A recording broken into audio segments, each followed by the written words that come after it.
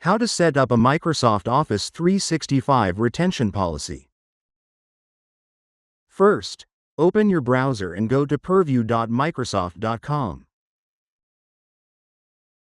From the left-hand navigation panel, click on the Solutions button. Then, select Data Lifecycle Management from the list. In that section, click on Policies and choose Retention Policies. This will open the retention policy page. Let's start by creating a new retention policy. Click on New Retention Policy to begin. The first step screen is Name and Description. Here, enter a name for your policy. For example, Email Legal Hold 7 Years 2024. In the description, mention the purpose of the policy, like why it's being created. You can customize this based on your specific use case. Once done, click Next at the bottom to continue. Now we're on the Policy Scope screen. Here, we need to add the admin units, which represent your organization's branches or departments. Click on Add or Remove Admin Units. A panel will open on the right. Select the admin unit or units you want to include. If you have many, use the search bar to find them quickly. To select all, simply check the box at the top. Once done, click Save, and then click Next to continue. Now you need to choose the retention policy type. You can either use Adaptive Scope, which automatically applies the policy based on attributes like department or site URL, and updates as those attributes change. Or you can go with a Static Scope, where you manually select the content locations to retain. In this case, if locations change later, you'll have to update the policy yourself. For this example, we'll choose Static. You can pick the one that fits your needs. After selecting, click Next to continue. Now, choose where to apply the policy.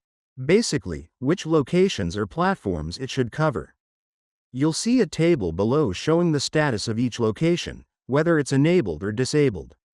The second column lists platforms like Exchange Mailbox, SharePoint, OneDrive, and others.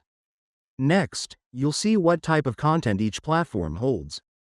And on the far right, whether it's included or excluded. Each platform has an Edit button, allowing you to customize what should be included or excluded. Clicking Edit will open specific settings. For example, for Exchange Mailbox, you'll see email addresses. Different platforms show different options depending on the type of content. Below, you'll find more applications with their respective settings, which you can review and configure as needed.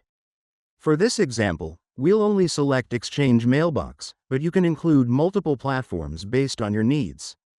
Once done, click Next to proceed. Here, you'll decide what should happen to the data after a certain period. Whether it should be retained or deleted. The first option is Retain Items for a specific period, which keeps the data for the duration you choose. You can set this to 5, 7, or 10 years, or choose Custom to define your own timeframe. Next, under Start the retention period based on, choose when the policy should begin. Either when items were created or when they were last modified. We'll select when items were created. Finally, under At the end of the retention period, choose what to do with the data. You have two options, delete items automatically or do nothing. In our case, we'll go with delete items automatically. There are also two more options available. The first is Retain Items Forever, which means the items will be kept permanently, even if users try to delete them. The second option is only delete items when they reach a certain age.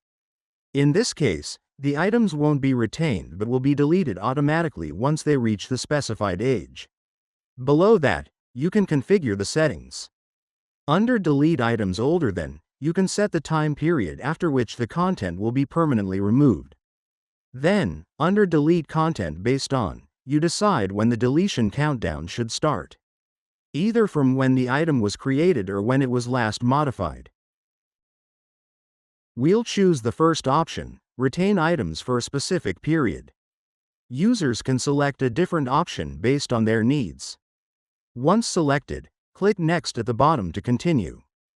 Now we're on the Review and Finish screen, where you can double-check all your retention policy settings.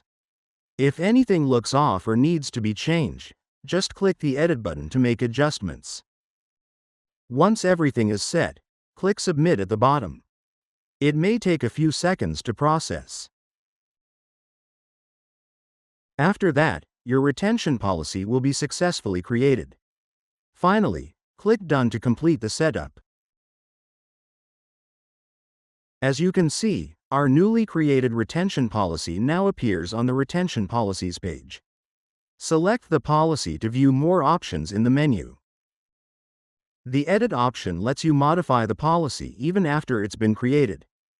Delete allows you to remove the policy if it's no longer needed. Disable lets you temporarily turn off the policy without deleting it. With Export, you can export the retained data. An active mailbox helps manage retention for mailboxes that are no longer active. And finally, Refresh simply reloads the page to show the latest updates. And that's it. That's how you can set up a Microsoft Office 365 retention policy.